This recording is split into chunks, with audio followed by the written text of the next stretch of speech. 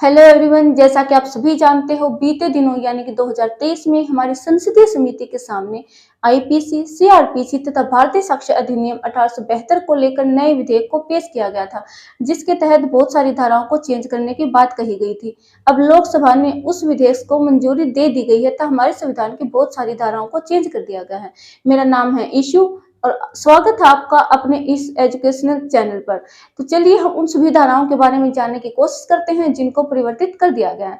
सबसे पहले हम जानेंगे कि वो नए विधेयक कौन कौन से थे जो 2023 में हमारी संसदीय समिति के सामने पेश किए गए थे।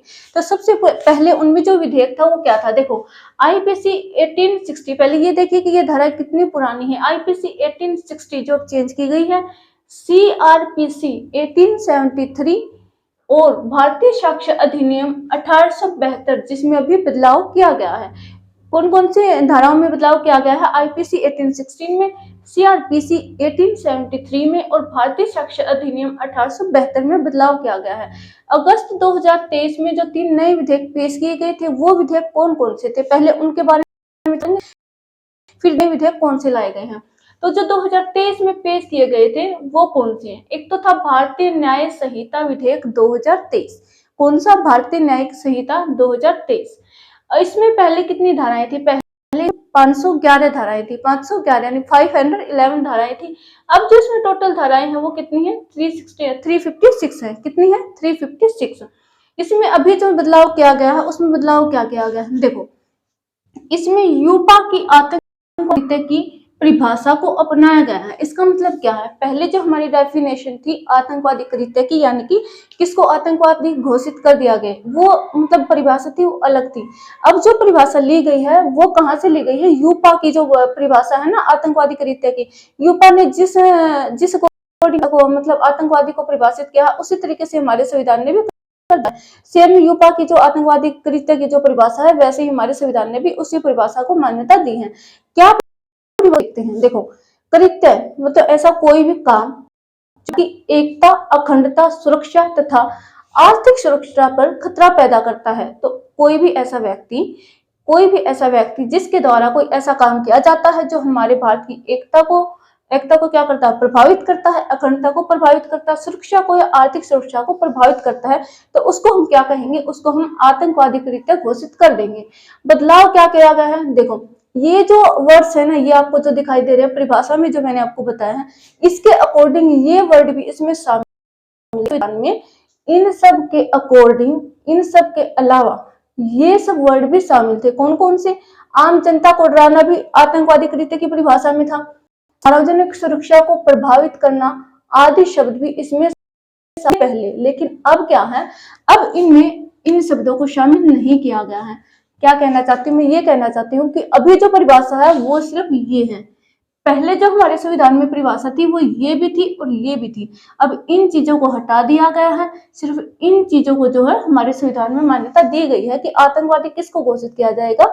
या तो जिसने क्या किया हो, एकता, हमारे देश की जो एकता है उसको प्रभावित किया, या फिर कोई ऐसा काम किया हो जिससे हमारे देश की अखंडता, सुरक्षा तथा आर्थिक सुरक्षा प्रभावित होती हो, तो उसको हम क्या करेंगे? उस पर हम आतंकवादी कृत्य के अकॉर्डिंग जो भी मतलब धाराएं लगती है वो धाराएं लगाएंगे।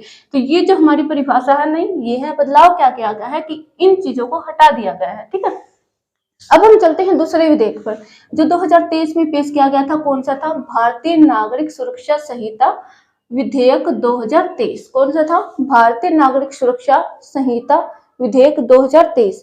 अब इसमें चेंज क्या किया गया है? पहले तो जो इसमें टोटल धाराएं थी कितनी थी? वो 560 थी। अब कितनी धाराएं हैं? ये 560 थी, तो अब कितनी है? अब है 569, क्योंकि इसमें ये है ना, ये प्लस कर दी गई है। कितनी धाराएं? 9 धाराओं को प्लस कर दिया गया है, इसमें ऐड कर दिया गया। 9 धाराओं को इसमें से निकाल दिया गया है, यानी कि निष्कासित भी कर दिया गया। किस अधिनियम में से, किस विधेयक में से? भारतीय नागरिक संहिता जो विधेयक था 2023, उसमें से 9 धाराओं को निष्कासित किया गया है तथा 9 धाराओं को ऐड भी किया गया है। पहले जो टोटल धाराएं थी वो थी हमारी 560 और 160 जो धाराएं हैं उनको परिवर्तित किया गया है, यानी कि बदल दिया गया। ठीक है, हम बात करते हैं कि इसमें क्या क्या चेंज किया गया है। इसमें चेंज किया गया है सामुदायिक सेवा को परिभाषित किया गया है। जैसे इसमें परिभाषा दी गई थी आतंकवादी कृत्य की, इसमें जो परिभाषा दी गई है किसको परिभाषित किया गया? सामुदायिक सेवा को। किसके अकॉर्डिंग? जो नया विधेयक है हमारा धारा 23 के तहत जो परिभाषा है उसी परिभाषा को हमारे संविधान ने भी मान लिया है। ऑडियो वीडियो माध्यम से कोर्ट कार्यवाही, ठीक है, ऑडियो वीडियो माध्यम से कोर्ट कार्यवाही। पहले क्या होता था, अभी मतलब 2023 तक ये था कि ऑडियो और वीडियो के माध्यम से कार्यवाही, कोर्ट कार्यवाही नहीं की जाती थी। अब जो है ऑडियो वीडियो माध्यम से भी कोर्ट कार्यवाही की जाएगी।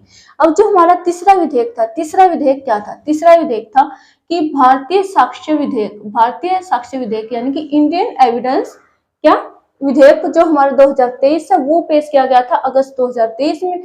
अब क्या है, अब इसमें बदलाव क्या गया है? अब बदलाव ये किया गया है कि जो इलेक्ट्रॉनिक साक्ष्य की स्वीकार्यता यानी कि जो इलेक्ट्रॉनिक एविडेंस होंगे उनको भी हम कोर्ट में सबूत के तौर पर क्या कर सकते हैं? पेश कर सकते हैं। लेकिन उसके लिए कुछ शर्त है। शर्त क्या है? शर्त ये है कि प्रमाण पत्र की आवश्यकता होगी, क्योंकि आजकल आप सभी को पता है एडिटिंग इतनी चल रही है इलेक्ट्रॉनिक। अब ये चीज जब हाँ भाई इलेक्ट्रॉनिक साक्ष्य हैं वो कोर्ट में चल जाएंगे तो फिर तो मतलब लोग कुछ भी करेंगे, क्योंकि एडिटिंग इतनी चली हुई है।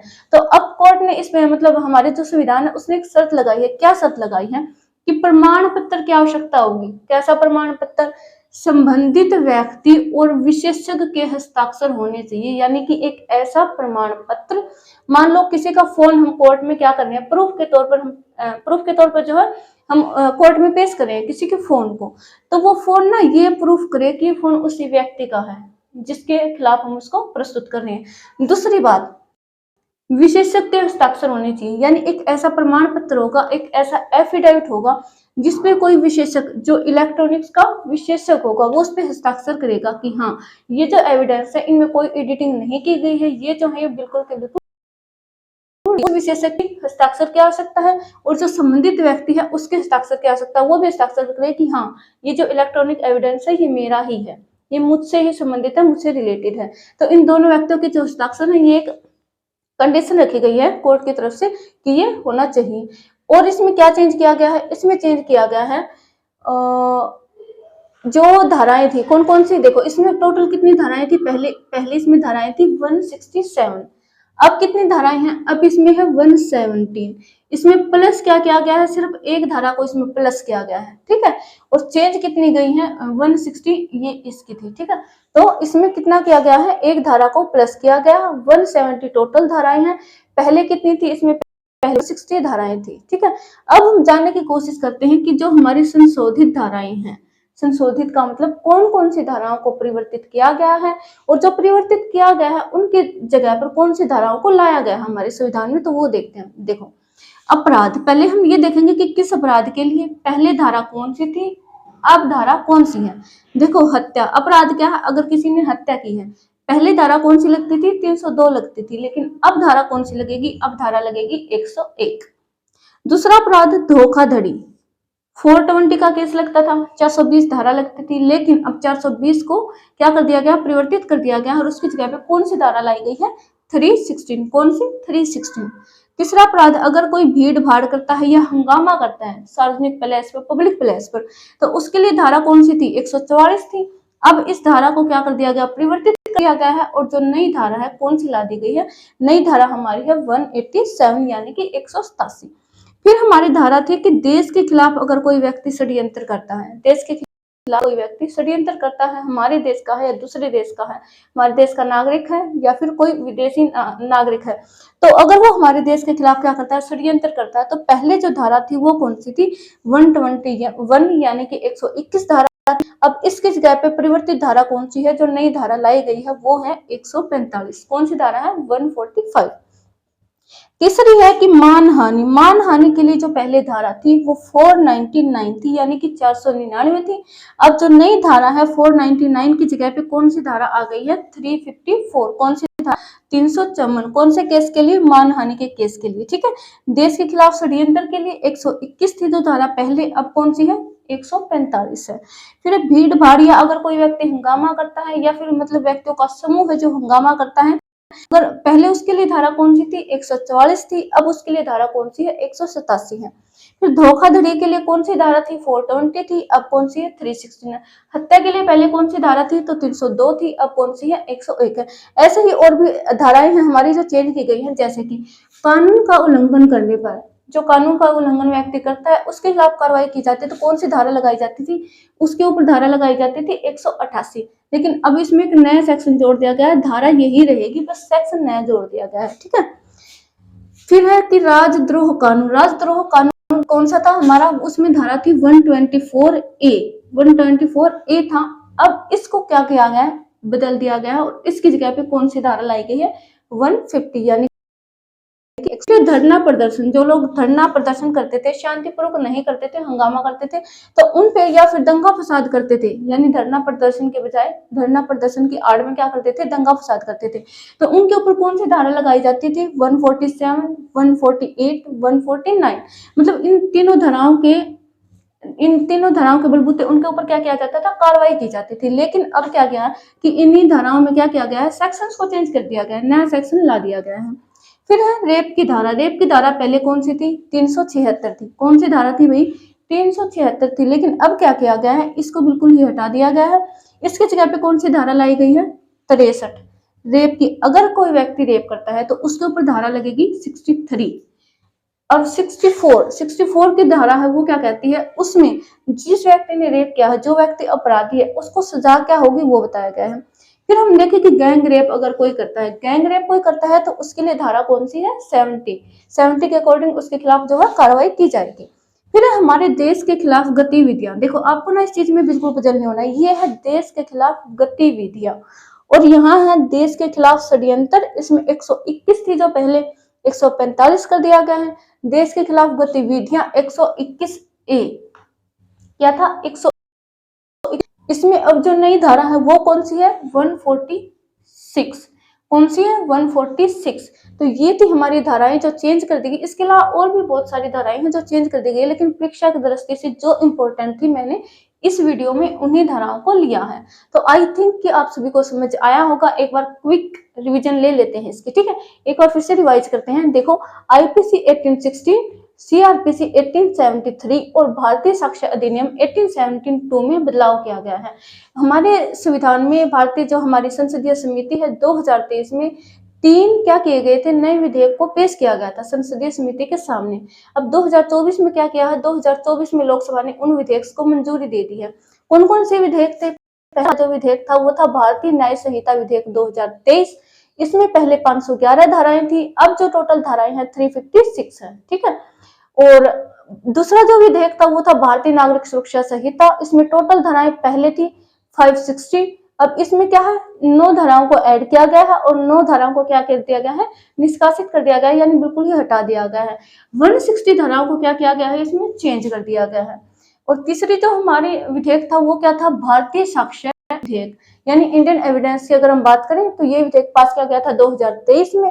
इसमें चेंज क्या किया गया है, इसमें चेंज ये किया गया है कि इलेक्ट्रॉनिक जो साक्ष्य होते हैं, इलेक्ट्रॉनिक एविडेंस होते हैं, उनको मंजूरी दे दी गई है, ठीक है। फिर जो ये है हमारी संशोधित धाराएं, ये सब आपने देख ही लिया है। और इसमें क्या था, हमारा जो भारतीय न्यायिक संहिता विधेयक था उसका था कि जो परिभाषा है ना आतंकवादी कृत्य की परिभाषा, कि आतंकवादी कार्य हम किसको घोषित कर, किसको मानेंगे कि मतलब किस कार्य को ये कहेंगे कि ये आतंकवादी व्यक्ति है, इसने ये कार्य कर दिया।